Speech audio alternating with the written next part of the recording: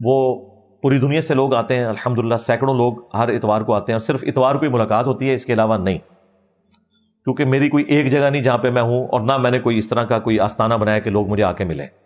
اس لیے مہربانی کریں کہ اتوار کے علاوہ نہ آئے. اور اتوار کے لیے بھی صبح 7:30 سے 9:30 انٹری کا ٹائم ہے.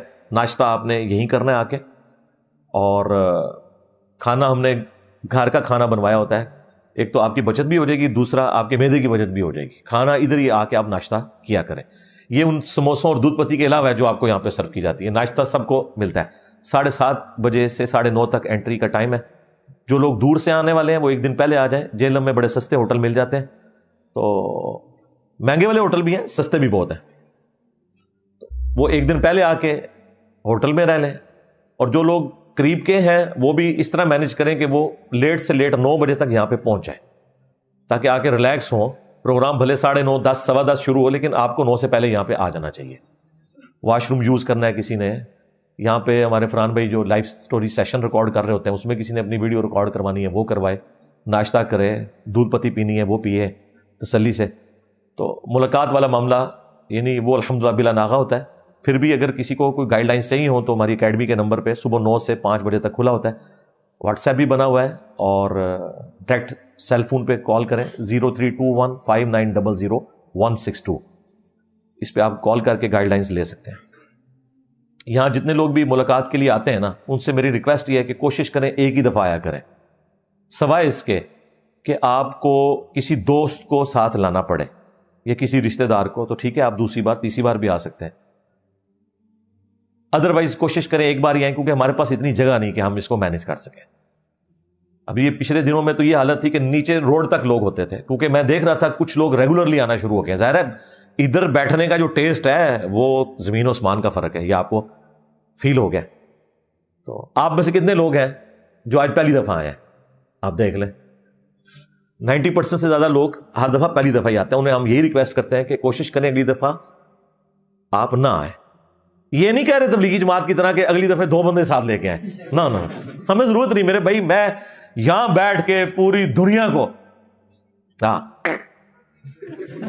تو کیا مسئلہ ہے بھائی، ضرورت ہی کوئی نہیں. ہاں ویڈیو ریکارڈنگ ہم اس لیے بڑی بہترین کرتے ہیں، اس کی آڈیو کا خیال رکھتے ہیں کہ آپ گھر بیٹھ کے یار دیکھیں. ٹھیک ہے، یہاں ہمیں یعنی مینج کرنا مشکل ہو جائے گا، ورنہ تو میں صرف پنڈی سے لاہور کے درمیان اتنے لوگ ہیں کہ رائیونڈ سے بڑا مرکز بن سکتا ہے. ہاں آپ دیکھیں پچھلے 15 سال سے ہر بار 250 300 400 لوگ آئے جو زندگی میں ایک بار ہی آ رہے ہوں.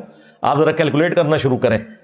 ٹھیک ہے، اور باقی جو یہاں لوگ آتے ہیں پرچیوں پہ لکھ کے سوال دیں. کرنٹ افیئر کو میں ڈسکس کروں گا پرچیوں پہ، میں کوشش کرتا ہوں ساری پرچیاں ختم کروں، اور اس کے بعد تصویر بھی ساروں کے ساتھ کھنچواتا ہوں. رہ گیا وہ گپ شپ والا معاملہ، وہ تو پھر ہر بندے کے ساتھ میں 5 منٹ بھی بیٹھوں تو اگلی اتوار تک بیٹھا رہوں گا، تو یہ تو پاسبل نہیں ہے. اس میں معذرت قبول کیا کریں. اور لوگ پھر ضد بھی کر رہے ہوتے ہیں جی لادا سے کوئی ٹائم لے کے دیں. یار لادا سے میرے بھائی میں تو اپنے بیوی بچوں کے پاس بھی بڑی مشکل سے بیٹھتا ہوں. ماں باپ کے ساتھ تو کئی سالوں سے یہ حالت ہے کہ سلام دعا کی، کوئی کبھی کوئی کرٹیکل میٹر ہو تو انہیں بھی پتا ہے، وہ بھی مجھے تنگ نہیں کرتے، بیوی بچے بھی تنگ نہیں کرتے. ظاہر ہے کسی ایک کو تو یہ قربانی کرنی پڑے گی، اور یہ ایسے ہوتا ہے. ہمیں کوئی حقوق العباد کا اس حوالے سے درس نہ دے، ہر بندے کی سچویشن ایسی نہیں ہوتی. اب مجھے بتائیں جب حضرت عمر فاروق رضی اللہ تعالیٰ عنہ امیر المومنین بنے ہیں تو اس وقت کی ان کی صورتحال اور پہلے کی زندگی میں زمین و آسمان کا فرق ہے. ٹھیک ہے نا، وہ جب اللہ تعالیٰ آپ پہ ذمہ داری ڈالتا ہے تو پھر معاملات ڈیفرنٹ ہو جاتے ہیں، اس کے اعتبار سے اپنے آپ کو ڈھالنا پڑتا ہے.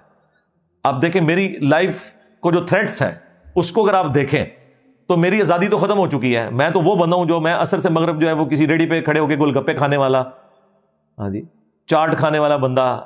ٹھیک ہے جی، پیدل واک کرنے کا مجھے بڑا شوق ہوتا تھا، وہ سب کچھ ہی ختم ہو گیا. ہاں وہ شوق تو بڑھ گیا.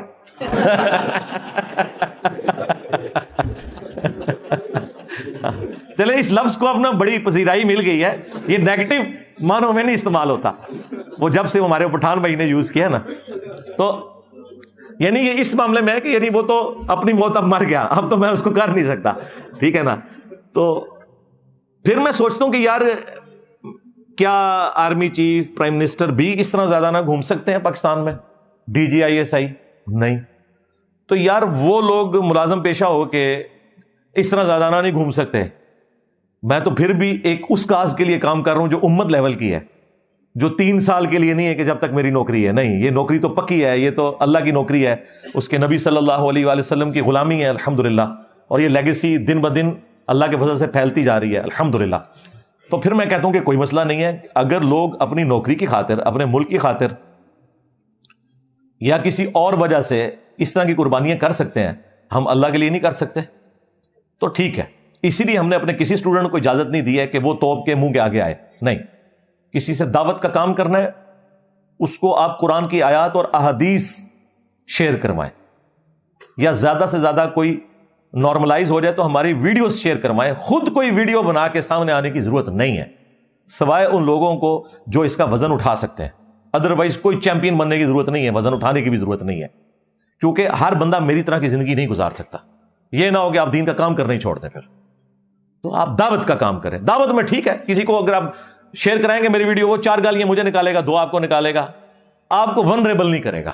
لیکن جب آپ خود ویڈیو میں آ کے یہ کام کرنا شروع کر دیں گے نا تو پھر آپ ونریبل ہو جائیں گے۔ اور اگر آپ یہ کر سکتے ہیں، جس طرح باہر کے ملکوں میں بیٹھے ہوئے لوگ کام کر رہے ہوتے ہیں، اپنے پولیٹیکل ایجنڈے کو لے کے چل رہے ہوتے ہیں بے فکری کے ساتھ، انہیں کوئی خطرہ نہیں ہوتا کہ ان کو آ کے کوئی FIA کا نوٹس آ جائے گا یا نیب پکڑ کے لے جائے گی۔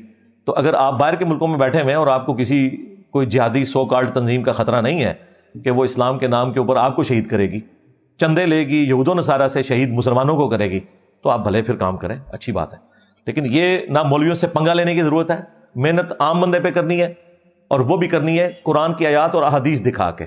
میری ویڈیو سے نوٹ کریں، ان کو شیئر کروائیں، اس سے بھی چڑ دیں تو آپ سمجھ جائیں کہ انجینئر صاحب کی شکل سے ان کو کوئی چڑ نہیں ہے، اصل میں چڑ قرآن و سنت سے ہے، اور یہ لمحہ فکری ہے ان کے لیے۔ اور یہ بھی آپ کر کے دیکھ لیں، وہ قرآن و حدیث سے بھی اتنی نفرت کریں گے جتنی ہماری ویڈیوز سے کر رہے ہوں گے۔ لیکن بہتر یہ ہے کہ پہلے وہ ڈوز دیں ان کو، اس کے بعد اگر کوئی بندہ قبول کرتا ہے انہیں کہ ہاں یہ دیکھ لیں آپ ویڈیو، اس میں آپ کو تفصیلی پتہ چل جائے گا۔ تو یہ سارے کا سارا مقدمہ میں نے یوٹیوب کے حوالے سے اور اپنی پالیسی اس حوالے سے جو نئی ابھی مارکیٹ میں آ گئی ہے، تو وہ ایک مجبوراً مجھے ویڈیو ریکارڈ کروانی تھی، وہ میں نے کروا دی ہے۔ باقی میری لائف سٹوری بھی الگ سے اپلوڈ ہے، وہ ابھی آپ دیکھ سکتے ہیں، 3 گھنٹے سے زیادہ اپنے حوالے سے ہر چیز میں ساتھ ساتھ کلیئر کرتا چلا جاتا ہوں۔ میں نے کوئی چیز اپنی چھپا کے نہیں رکھی۔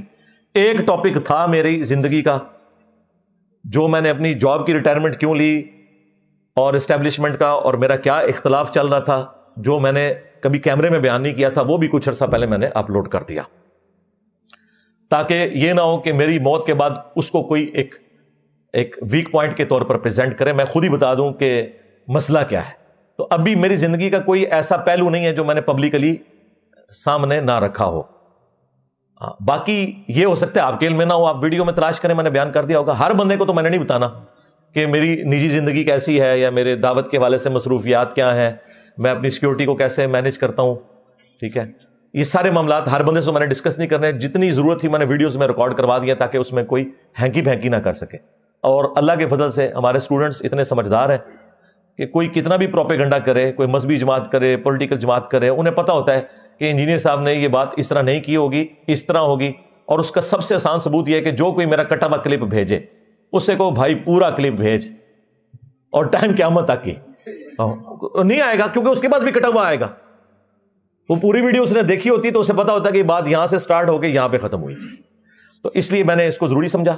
باقی مجھے پتا ہے کہ آپ لوگ شاید اس سے بھی زیادہ اس چیز کے لیے انٹرسٹ رکھتے ہوں کہ میں جو یہ ایک سوشل میڈیا کے اوپر ٹرینڈ چلا اس کے اوپر میں بات کروں، لیکن اس کے لیے میں نے آپ سے کم از کم 1 ہفتہ مانگا ہے، اور اس کے پیچھے ریزن یہ ہے کہ مجھے اپنی وہ والی ورکنگ مکمل کر لینے دیں تاکہ ایک ہی دفعہ سارے معاملات آپ کے سامنے رکھوں۔ مجھے تو سب کچھ کلیئر ہو چکا ہے، پہلے دن سے کلیئر ہے، اور جو لوگ یہ حرکتیں کر رہے تھے ان کو بھی کلیئر ہے۔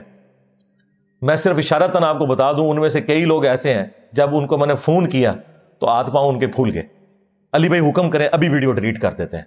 میں نے کہا نہیں، میں تو نہیں ڈیلیٹ کراؤں گا، تم نے یہ حرکت کیا کی ہے، تمہیں نہیں پتا تھا؟ اور وہ جی بس آپ سمجھے نا، بس مجبوری تھی، اور انہیں پتا تھا بات کہاں سے سٹارٹ ہوئی ہے، اور وہ ان کی آپ ویڈیو سنیں تو آپ کو لگے گا ان سے بڑا کوئی مجاہد نہیں ہے۔ ٹھیک ہے، کچھ لوگوں نے اپنی فرقہ وارانہ چیز کو ہوا دینے کے لیے اسے یوز کیا۔ تو میرے بھائی، میں تو اسٹیبلشمنٹ، مذہبی جماعتوں، ایجنسی سے نہیں دبا اپنی دعوت کے حوالے سے۔ تو یار یہ بیچارے برگر کھانے والے لوگ، یہ تو شاہی کوئی نہیں یار، مجھے کوئی فرق نہیں پڑتا میرے بھائی، اللہ کے فضل سے۔ تو لیکن میں ان پہ بھی ترس کھاؤں گا، یہ بھی بیچارے مس یوز ہوتے ہیں. جس طرح ان کا بڑا 11 سال تک اسٹیبلشمنٹ کے ہاتھوں یوز ہوتا رہا، جب نکلا تو کہنے لگا میں فوج کے خلاف جہاد کروں گا. تو یہ چھوٹے بھی بیچارے یوز ہو جاتے ہیں، انہیں پتہ ہی نہیں ہوتا یہ ٹرینڈ چلایا کس نے ہے اور کس لیے چلایا. تو وہ میں ظاہر یہ حرکت نہیں کروں گا کہ جس طرح یہ چڑھ دوڑے ہیں تو میں بھی اس سیاسی جماعت کے اوپر چڑھ دوڑوں. نہیں، اس طرح نہیں، میں فیکٹس اینڈ فگر سامنے رکھوں گا.